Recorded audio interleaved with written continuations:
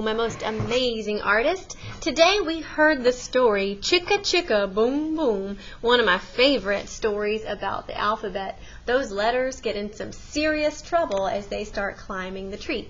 Well, today we are going to make our own letter art project, and it's going to turn into delicious, warm, steamy, yummy alphabet soup. Here you can see a picture of a finished work of art. It even has a little bitty spoon and a napkin. It almost looks like you could pick up the spoon and eat that painting. Well, today we're going to start making our alphabet soup by starting with hello, the alphabet. So I'm going to pull up my piece of paper, and it's sitting on top of a messy mat to keep my table nice and clean.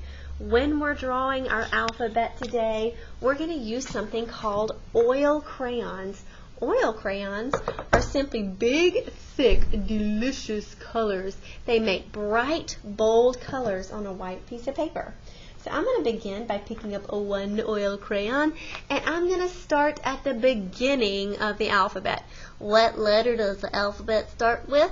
You got it, A. So I'm going to do a capital A, which means uppercase, big A, and then I'm going to find another spot, and I'm going to squeeze in a baby lowercase a. Then I'm going to change colors. What comes after A?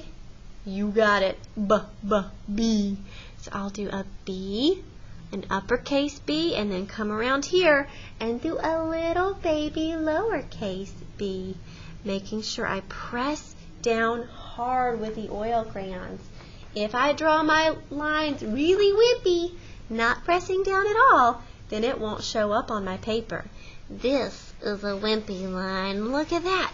You can barely see the C. I want to press down, press down, press down until I make that C really show up. Capital C, lowercase c.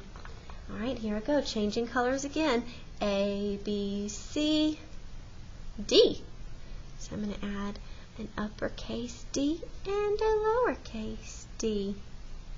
A, B, C, D. What comes next? You got it, E. I'm going to start an uppercase E and then a lowercase e, or the baby E.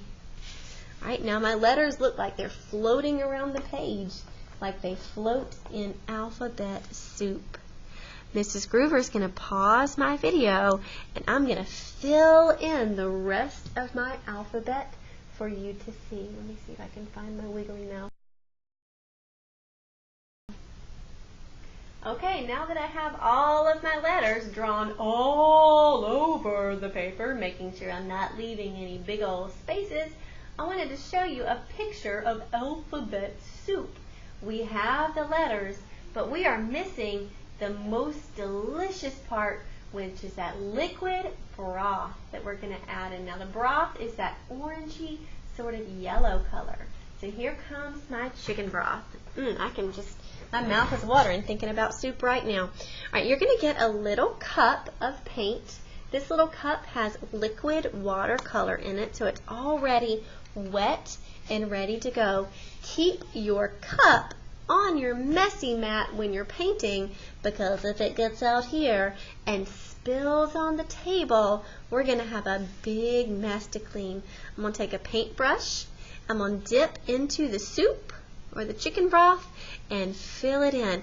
I'm going to brush all the way across my whole painting, making sure I'm not leaving any white spaces, going up and down and side to side, filling it all the way in.